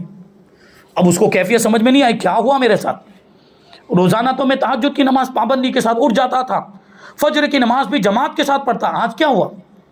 بیوی کے سامنے اس کا تذکرہ کیا، تو بیوی نے کیا جواب دیا، بڑا تاریخی جملہ ہے۔ بیوی نے جواب دیا کہ روزانہ میں جو کھانا بناتی تھی وہ باوضو ہو کر کھانا بناتی تھی، اور میرے باوضو کھانا بنانے کی وجہ سے آپ کو تہجد کی توفیق ملتی تھی، لیکن کل آپ نے مجھے تانا دیا تو میں نے بغیر وضو کے کھانا بنایا، یہ اسی کی نحوست ہے، آپ کی تہجد کی نماز چھوڑ گئی۔ خواتین اس پر توجہ دیں، ہماری مائیں بہنیں، کہ کھانا بھی بنائیں تو بسم اللہ کہہ کر بنائیں، اور کھانا بھی بنائیں تو باوضو ہو کر بنائیں، اور کھانا حلال مہیا کریں، اور شوہر بھی حلال کمائی کمائے، اور اس انداز میں ایسا کھانا بچوں کو کھلایا جائے تو آج بھی وہ بچے اسلام کے سپاہی بن سکتے ہیں۔ اس طرح سے تربیت ہونی چاہیے، اس طرح سے گھر کا ماحول ہونا چاہیے، تو گھر کی بچوں کی ایسی تربیت کرنی پڑے گی ہم کو۔ ابھی میں نے وہاں مسجد میں جو بیان ہوا اس میں یہ بات میں نے بیان کی کہ ہماری بچیاں کثرت کے ساتھ مرتد ہو رہی ہیں، اور رپورٹ کے مطابق آپ کو بتاؤں تقریباً 40 لاکھ بچیاں ایسی ہیں جو غیر ہو گئی، 40 لاکھ بچیاں۔ اس کا ذمہ دار کون ہے؟ یہ اسکول، کالج اور یونیورسٹی کی مخلوط پڑھائی، لڑکے اور لڑکیاں ساتھ میں پڑھتے ہیں، یہ جو غیر مسلم ہیں یہ ہم پر الزام لگاتے ہیں لو جہاد کا، جبکہ یہ کام وہ خود کر رہے ہیں۔ ان کے نوجوانوں کو باقاعدہ ٹریننگ دی جاتی ہے، ان کے نوجوانوں کو باقاعدہ تربیت دی جاتی ہے مسلمان لڑکیوں کو پھنسانے کی، اور وہ مسلمان لڑکیوں کو اپنی محبت کے جال میں پھنساتے ہیں۔ اور یہ محبت کے معاملات آپ جانتے ہیں، یہ فلمیں ڈراموں نے اس میں بہت کام خراب کیا ہے۔ فلمیں ڈرامے دیکھ کر یہ اس چیز کو ضروری سمجھنے لگ گئے لوگ، اور یہ فلمیں ڈرامے دیکھ کر یہ محبت کے معاملات اتنے عام ہو گئے۔ تو اس پر روک لگانے کی ضرورت ہے، اپنے بچوں کی، خاص طور پر بچیوں کی صحیح تربیت کرنے کی ضرورت ہے، اور اپنی بچیوں کو خاص طور پر اسلام کی معلومات دیں، اپنی بچیوں کو اسلام کی تعلیم دلائیں تاکہ وہ اپنے مذہب سے اور اسلام سے جڑی رہیں۔ یہ مرتد ہو رہی ہے، کیوں؟ اس کی وجہ کیا؟ معلومات کی کمی۔ اگر اس کو پتا ہوتا کہ میرا دین سب سے بہترین دین ہے، اگر اس کو معلوم ہوتا کہ میرا مذہب سب سے اچھا مذہب ہے، وہ مرتد کیوں ہوتی؟ وہ غیر سے رشتہ کیوں جوڑتی؟ وہ غیر کی محبت میں کیوں ملوث ہوتی؟ کیوں؟ کیونکہ ہم نے اس کو صحیح تعلیم نہیں دی۔ ان لوگوں کا نعرہ ہے بیٹی بچاؤ بیٹی پڑھاؤ، لیکن ہمارا نعرہ یہ ہونا چاہیے بیٹی کو اسلامی تعلیم دو اور بیٹی کو بچاؤ، بیٹی کو اسلامی تعلیم دو اور بیٹی کو بچاؤ، یہ ہمارا نعرہ ہونا چاہیے۔ تو اب ظاہر سی بات ہے ہم کو بچوں کی اصلاح کرنی ہے، بچوں کو اسلام کی معلومات، تو ہمارے پاس بھی تو معلومات ہونی چاہیے کہ نہیں؟ مائیں بہنیں سنیں، ہم اپنے بچوں کو کب سکھا پائیں گے؟ جب ہم خود جانتے ہوں گے۔ تو ہم پر لازم ہے کہ ہم سب سے پہلے خود سیکھیں، پھر اپنے بچوں کو سکھائیں۔ اور اس کے لیے ضروری ہے مدرسے میں جانا پڑے گا۔ الحمدللہ ہمارے یہاں مدرسہ ام الخیر، وہاں پہ تعلیم، بڑی خواتین بھی آ رہی ہیں پڑھنے کے لیے، بالغہ خواتین بھی آ رہی ہیں پڑھنے کے لیے، بچیاں تو آ ہی رہی ہیں، ساتھ میں بالغہ خواتین کے لیے بھی انتظام کیا گیا۔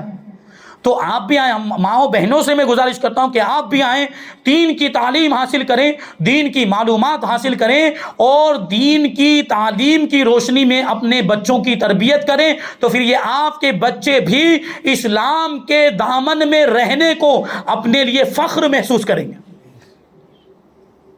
اور یہ ہماری ذمہ داری۔ وہ 40 لاکھ تو آن ریکارڈ ہے، آف ریکارڈ تو پتہ نہیں کتنی ایسی ہماری بچیاں ہوں گی جو غیر ہو گئی، اور پھر وہ غیر ہو جاتی۔ اس کا یہ مطلب نہیں ہے کہ ان کو انہوں نے غیر مسلم بنا دیا ہے تو اب ان کی خوب عزت ہو رہی، نہیں، وہاں پہ ان کی عزت نیلام ہو رہی، ہماری بچیوں کی عزت کو خراب کیا جاتا ہے۔ اور بہت ساری ایسی بچیاں ہیں جنہوں نے خودکشی کر لی، اور بہت ساری ایسی بچیاں جن پر ظلم و ستم ہوا، بہت ساری ایسی بچیاں جن کو قتل کر دیا گیا، اور بہت ساری ایسی بچیاں جن کو بے یار و مددگار چھوڑ دیا گیا۔ اب ماں باپ بھی ان کو اپنا نہیں رہے، اور پھر دوسرے لوگ بھی اسے پیچھا چھڑا رہے ہیں، وہ بے یار و مددگار ادھر ادھر بھیک مانگتی گھومتی، ایسی بھی بچیاں ہم نے دیکھی۔ اس کا ذمہ دار کون ہے؟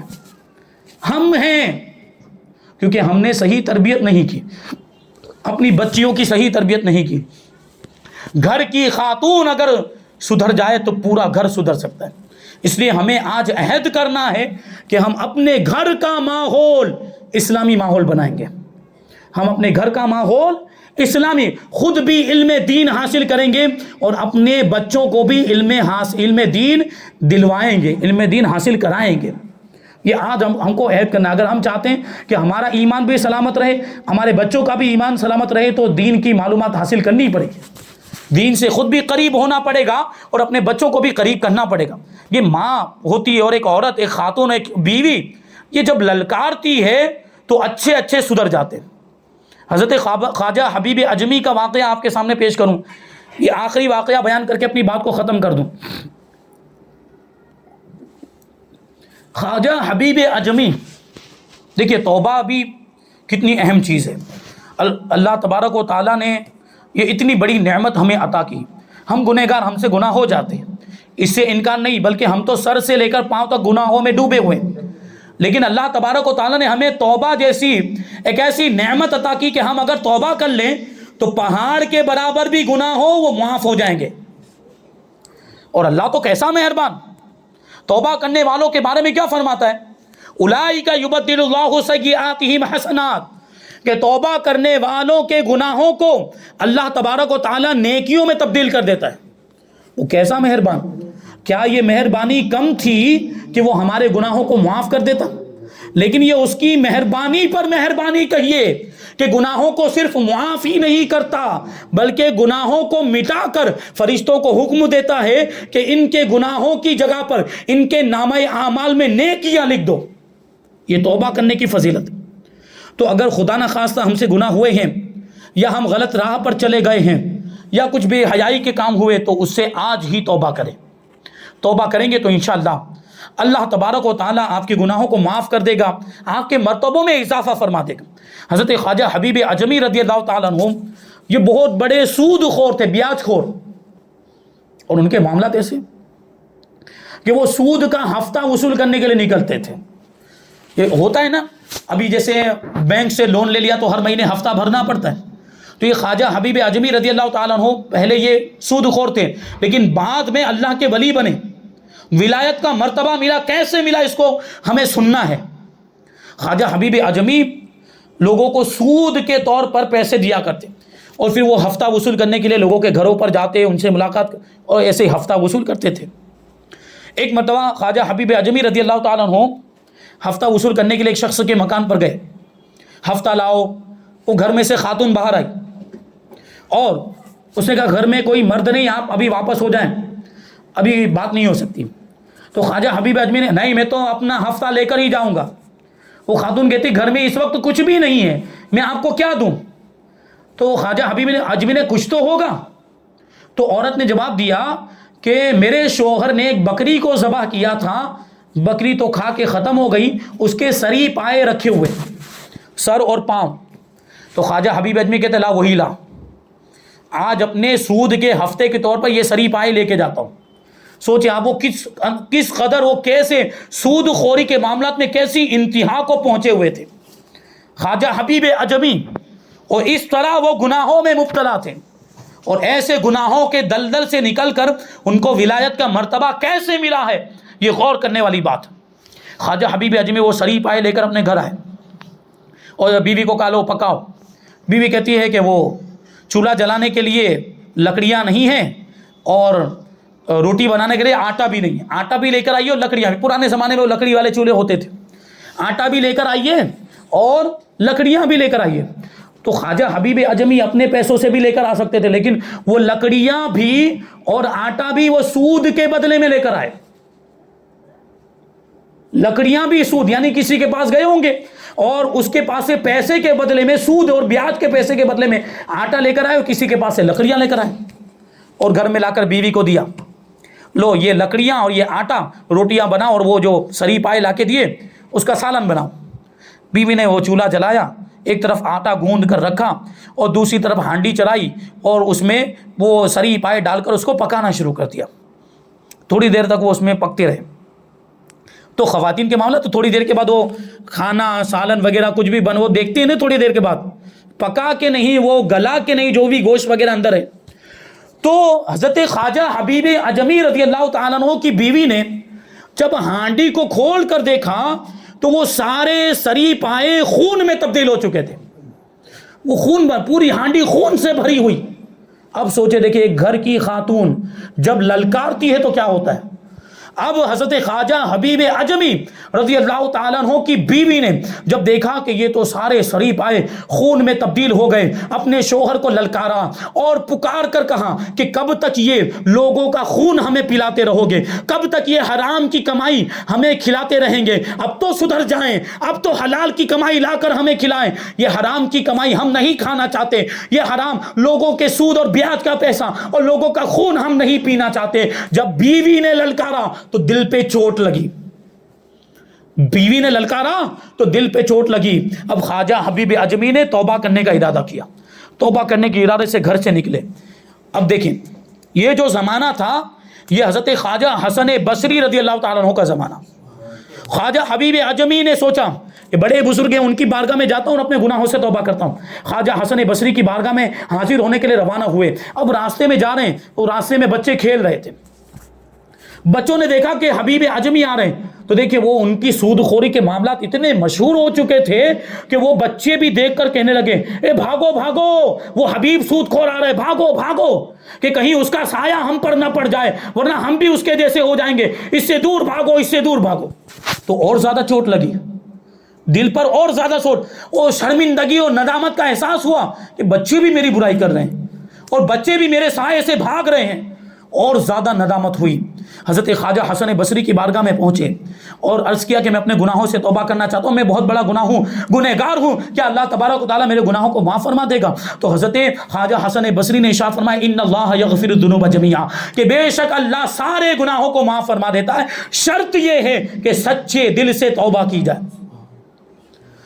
تو حضرت حبیب اجمی کہتے ہیں میں سچے دل سے توبہ کرتا ہوں۔ تو حضرت حسن بصری نے کہا کہ جن جن لوگوں کا تم نے ناجائز طریقے سے مال حاصل کیا، یہ سارا مال ان کو واپس کرنا پڑے گا۔ حضرت حبیب اجمی نے وعدہ کیا ہاں میں ایسا کرتا ہوں، وہ سارا مال واپس کر دوں گا۔ آپ نے وہاں سے نکلنے کے بعد، توبہ کرنے کے بعد، سارا مال جن جن لوگوں کے پاس سے وہ سودی مال لیا تھا، جو بیاج لیا تھا، وہ سب واپس کر دیا، اور اس کے بعد جتنا بھی مال آپ کے پاس بچا تھا وہ سب کے سب اللہ کی راہ میں خرچ کر دیا۔ اب یہ دیکھیں توبہ کر چکے، اب اسی گلی سے گزرے جس گلی میں بچے کھیل رہے تھے، وہی بچے پھر کھیل رہے ہیں وہاں پر۔ اب دیکھیں ان بچوں نے حبیب اجمی کو دیکھا تو پہلے کی طرح بھاگے نہیں، اب کیا کہتے ہیں دیکھو دیکھو حبیب خدا کا بندہ آ رہا ہے، دیکھو دیکھو حبیب توبہ کرنے والا آ رہا ہے، آؤ اس کے قریب ہو جائیں اور اس کے ہاتھوں کو چوم لیں کہ اس پر جو اللہ کی رحمتیں نازل ہو رہی ہیں ان رحمتوں کے ہم بھی حقدار ہو جائیں۔ اب حبیب اجمی اللہ کا شکر ادا کرتے ہیں کہ اللہ تبارک و تعالیٰ کا کتنا احسان ہے کہ اس نے بچوں کے دل میں بھی میری محبت ڈال دی۔ پہلے گنہگار تھا تو نفرت تھی، اب میں نے توبہ کر لی تو محبت آ گئی۔ اور یہ کیسا اللہ تبارک و تعالیٰ نے توبہ کی وجہ سے کیسا مرتبہ، اور یہ اس کی شروعات کہاں سے، اس پر غور کرتے ہوئے چلے۔ بیوی نے للکارا تھا، وہاں سے توبہ کی توفیق ملی ہے، بیوی نے للکارا تھا، اب کتنا اونچا مرتبہ ہو گیا۔ حضرت حبیب اجمی کا کتنا اونچا مرتبہ، حضرت حسن بصری خواجہ حبیب اجمی کے پیر و مرشد ہیں، لیکن کبھی کبھی معاملہ یہ ہوتا کہ حضرت خواجہ حسن بصری بھی خواجہ حبیب اجمی پر رشک کیا کرتے تھے، ان کا مرتبہ اتنا اونچا ہو گیا۔ ایک مرتبہ کا واقعہ، حضرت حسن بصری رضی اللہ تعالیٰ عنہ کہیں باہر تشریف لے گئے تھے کسی کام سے، جب واپس آئے تو مغرب کا وقت ہو چکا تھا۔ پہنچے تو دیکھا حبیب اجمی نماز پڑھانے کے لیے کھڑے ہوئے، اور اجمی کا مطلب ہی ہوتا ہے عرب کے علاوہ دوسرے ملکوں کا رہنے والا۔ اور جو عرب کے رہنے والے لوگ جس طرح عربی بولتے ہیں یا عربی جانتے ہیں اور ان کا جیسا تلفظ ہوتا ہے وہ عجم والوں کا عام طور پر نہیں ہوتا۔ لیکن اب حضرت خواجہ حسن بصری پہنچے تو انہوں نے یہی سوچا کہ یہ حبیب تو جو ہے عجم کا رہنے والا، پتہ نہیں قرآن شریف صحیح پڑھتا ہوگا کہ نہیں۔ دیکھیے تلفظ کی بات آ گئی ہے، اس کا تلفظ درست ہوگا کہ نہیں، پتہ کیا چلا تلفظ صحیح ہونا چاہیے، قرآن شریف صحیح طور پر پڑھنا ضروری ہے۔ اسی وجہ سے ہم نے الحمدللہ مدرسہ کھولا ہے، مدرسہ ام الخیر، یہاں مخرج کے ساتھ تعلیم دی جاتی ہے، صحیح طور پر قرآن پڑھنا سکھایا جاتا ہے، جو ہر مسلمان کے لیے ضروری ہے، چاہے وہ مرد ہو یا عورت ہو، تجوید کے ساتھ صحیح تلفظ کے ساتھ قرآن شریف پڑھنا ضروری ہے۔ اچھا اب ہم اور آپ یہ اس طرح جو ہے کہ مخرج کے ساتھ پڑھنے کی بات کرتے ہیں، تجوید کے ساتھ بات کرتے ہیں پڑھنے کی، تو ہمارے کچھ بھائی اور خاص طور پر ہماری مائیں بہن یہ بات کرتی ہوئی نظر آتی ہے، یہ کیا نیا نیا طریقہ لے کر آئے؟ وہ ہماری پرانی پڑھائی بھی غلط نہیں ہے، خاص طور پر مائیں بہنیں ایسا کہتی ہوئی نظر آتی ہیں۔ اور عالموں کے بارے میں، یہ عالم لوگ نئی نئی باتیں لے کر آتے ہیں، یہ ابھی تک تو ہم وہی الف بے تے سے پڑھتا ہے، یہ الف با تا سا کہاں سے لے کر آ گئے؟ اس طرح کی باتیں کرتی ہوئی نظر آتی ہیں ہماری مائیں بہنیں۔ ان کو بتا دوں کہ آپ جس کو نیا طریقہ کہہ رہی ہیں یہ طریقہ 1450 سال پرانا ہے۔ حضور نے بھی ایسے ہی پڑھا، جبرائیل نے بھی ایسے ہی پڑھ کر حضور کو سنایا، حضور نے صحابہ کو ویسے ہی پڑھ کر سنایا، مخرج اور تجوید کے ساتھ۔ صحابہ نے تابعین کو پڑھ کر سنایا، تابعین نے تبع تابعین کو پڑھ کر سنایا، انہوں نے اپنے بعد والوں کو پڑھ کر سنایا، علماء نے اسی طرح پڑھا ہے، بزرگان دین نے اسی طرح پڑھا ہے، اولیاء کرام نے اسی طرح پڑھا ہے۔ یہ کوئی نیا طریقہ نہیں ہے، یہ تو 1450 سال پرانا طریقہ ہے۔ آپ کا جو طریقہ ہے وہ نیا ہے، وہ 100-150 سال سے پرانا نہیں ہوگا الف بے تے سے والا، جو مجہول پڑھائی آپ پڑھتے ہیں اور بغیر مخرج کے سین اور چھوٹی سین بڑی سین دونوں برابر، چھوٹی سین بڑی سین دونوں برابر کیسے ہو سکتا ہے؟ جب چھوٹی سین اور بڑی سین، میں سین سین اسی لیے بول رہا ہوں ورنہ دونوں کا مخرج الگ ہے، چھوٹی سین کو سین بولیں گے، بڑی سین کو شین بولیں گے۔ اگر دونوں کا مخرج اور دونوں کا تلفظ ایک ہی تھا تو خالی ایک ہی سین ہونی چاہیے تھی کہ نہیں؟ آپ مجھے جواب دیں مائیں بہنیں، اگر دونوں کا مخرج اور دونوں کا تلفظ ایک ہی ہوتا تو یہ دو الگ الگ کیوں ہے؟ خالی چھوٹی اور بڑی بولنے سے کیا الگ ہو جائیں گے؟ قرآن شریف کے اندر آپ ہر جگہ جہاں پہ سین آتی ہے یا شین آتی ہے وہاں بڑی چھوٹی لگاتی؟ وہاں لگا بھی نہیں سکتے ہم۔ یہ تو خالی حروف تہجی پڑھ رہے ہوتے ہیں، الف پڑھ رہے ہوتے ہیں، وہاں پہ چھوٹی سین یا بڑی سین بول دیا جاتا ہے، ورنہ قرآن شریف میں آپ پڑھیں گے تو وہاں تلفظ کے ذریعے سے، مخرج کے ذریعے، ادائیگی کے ذریعے دونوں کو الگ کرنا پڑے گا۔ اگر ایک ہی مخرج ہوتا، ایک ہی تلفظ ہوتا تو دو الگ الگ سین کیوں ہیں؟ یا اب زا، جیم، زو، ضاد یہ سب الگ الگ کیوں ہیں؟ اگر سب کا ایک ہی مخرج ہوتا تو کوئی بھی ایک حرف رکھنا چاہیے تھا۔ الگ الگ ہیں، اس کا مطلب یہ کہ ان کا تلفظ بھی الگ الگ ہے اور اس کو ہم کو سیکھنا پڑے گا اور اس کے مطابق ہم کو پڑھنا پڑے گا۔ تو مائیں بہنیں یہ اپنا جو خیال ہے نا اس کو اپنے دماغ سے نکال دیں۔ اور پھر جو ہماری وہ مائیں بہنیں جو مدرسے میں آتی ہیں یا ہماری وہ بچیاں جو پڑھنے کے لیے آتی ہیں، اور یہ جو نئی تعلیم کا مطلب یہ ہے کہ ان کے اعتبار سے نہیں، مخرج والی تعلیم میں وہ حصہ لیتی ہیں، تو یہ جو ہماری دوسری خواتین، جو ہماری دوسری مائیں بہنیں ان کو تانا دیتی، او ہو بہت بڑی مولانی بن گئی ہے، او ہو بہت بڑی استانی بن گئی ہے، یہ او وہ عالمہ بن گئی، بہت بڑی عالمہ بن گئی، یہ اس طرح کے تانے، یہ بہت بری بات ہے، بہت غلط بات۔ اگر کوئی سدھر رہا ہے تو اس کو سدھرنا دینا چاہیے، اس کو تانے نہیں دینا چاہیے، بہت بری بات ہے۔ بلکہ آپ خود بھی سدھریں، آپ پر بھی لازم ہے کہ آپ بھی وہی تعلیم حاصل کریں، سدھرنے والوں کو تانا نہ دیں۔ اگر ہماری کوئی بہن اگر پردہ کرنے لگ جاتی ہے، اگر برقع پہننے لگ جاتی تو اس کو بھی تانے دیے جاتے ہیں، او ہو بہت پردے والی آئی۔ تو پردہ کرنا کوئی بری بات ہے؟ یہ تانا دینے والی بات، یہ تو اچھی بات ہوئی کہ اسلام پر عمل کر رہی ہے، وہ قابل مذمت نہیں، آپ قابل مذمت ہیں، آپ خود تو پردہ نہیں کر رہی اور پردہ کرنے والی کو تانا دے رہی ہیں۔ کتنے بڑے جرم کا آپ ارتکاب کر رہی ہیں۔ خدا نہ خواستہ آپ کے تانا دینے کی وجہ سے اگر اس نے پردہ کرنا چھوڑ دیا، اس کی ذمہ دار آپ بھی ہوگی، تانا دینے والی بھی اس کی ذمہ دار ہوگی۔ بہرحال حضرت خواجہ حبیب اجمی رضی اللہ تعالیٰ عنہ کیسا مقام و مرتبہ اللہ نے عطا فرمایا۔ حضرت خواجہ حسن بصری آئے تو حضرت خواجہ حبیب اجمی مغرب کی نماز پڑھا رہے تھے، تو مغرب کی نماز حضرت خواجہ حسن بصری نے سوچا کہ یہ پتہ نہیں اجمی ہیں، عجم کے رہنے والے، بغداد کے رہنے والے ہیں، تو ان کا تلفظ درست ہوگا بھی کہ نہیں ہوگا، صحیح طور پر قرآن پڑھتے بھی ہوں گے کہ نہیں پڑھتے ہوں گے۔ حضرت خواجہ حسن بصری نے ان کے پیچھے نماز نہیں پڑھی، الگ سے پڑھ لی۔ اچھا یہ بات آئی گئی ہو گئی۔ حضرت خواجہ حسن بصری اس رات کو سوئے، خواب میں آنکھیں سوئی، نصیبہ بیدار ہو گیا، اللہ کا دیدار ہوا۔ کس کا دیدار ہوا؟ خواب میں اللہ کا دیدار ہوا۔ حضرت خواجہ حسن بصری اللہ تبارک و تعالیٰ کی بارگاہ میں عرض کرتے ہیں، اے پروردگار مجھے کبھی تو زندگی میں ایسا موقع عطا فرما کہ میں تیری خوشنودی حاصل کر سکوں، میں تیری رضامندی حاصل کر سکوں۔ اللہ کی طرف سے جواب آیا، اے حسن بصری آج ہی تجھے وہ موقع دیا گیا تھا، اگر تو ہماری رضامندی حاصل کرنا چاہتا تھا تو آج تجھے وہ موقع ملا۔ حضرت حسن بصری اللہ کی بارگاہ میں عرض کرتے ہیں، کون سا موقع؟ اللہ کی طرف سے جواب آیا کہ آج مغرب کی نماز حبیب اجمی پڑھا رہے تھے، اگر تم نے ان کے پیچھے مغرب کی نماز پڑھ لی ہوتی تو ہماری رضامندی حاصل کر لیتے۔ یہ شان، یہ توبہ کا دیکھیے، توبہ کی اہمیت، اور توبہ کی وجہ سے حضرت خواجہ حبیب اجمی کو یہ مرتبہ ملا کہ حضرت خواجہ حسن بصری بھی ان پر رشک کیا کر۔ تو آج ہی اپنے گناہوں سے توبہ کریں اور آج ہی عہد کریں کہ ہم خود بھی اسلام کی تعلیم حاصل کریں گے، ہم خود بھی صحیح طور پر قرآن پڑھنا سیکھیں گے، ہم اپنے بچوں کو بھی صحیح تربیت دیں گے۔ اور دیکھیں میں نے ابھی بتایا کہ گھر کی عورت اگر سدھر جائے تو پورا گھر سدھر جاتا ہے، گھر کی خاتون اگر سدھر جائے تو اب آپ کے گھر کے جو مرد حضرات ہیں ان کی بھی آپ ذمہ داری لے لیں۔ میں نے بتایا اچھے انداز میں، لڑنے جھگڑنے کے انداز میں نہیں، حکمت کے ساتھ آپ اپنے گھر کے مردوں کا بھی ذہن بنائیں کہ وہ علماء کے پروگراموں میں جائیں، وہ علماء کے بیانات میں جائیں، تاکہ ان کو بھی سیکھنے کو ملے، اور آپ خود بھی کہیں بھی معلمات کے بیان ہو رہے ہوں، عالماؤں کے بیان ہو رہے ہیں، وہاں پر آپ بھی حاضر و مائیں بہنیں، اور مدرسے میں بھی آئیں، اسلام کی تعلیم حاصل کریں، اور اسلام کی تعلیم کی روشنی میں اپنے بچوں کی پرورش کریں۔ اللہ تبارک و تعالیٰ سب کو توفیق عطا فرمائے، اور جو کچھ بھی بیان ہوا اس پر ہم سب کو عمل کرنے کی توفیق عطا فرمائے۔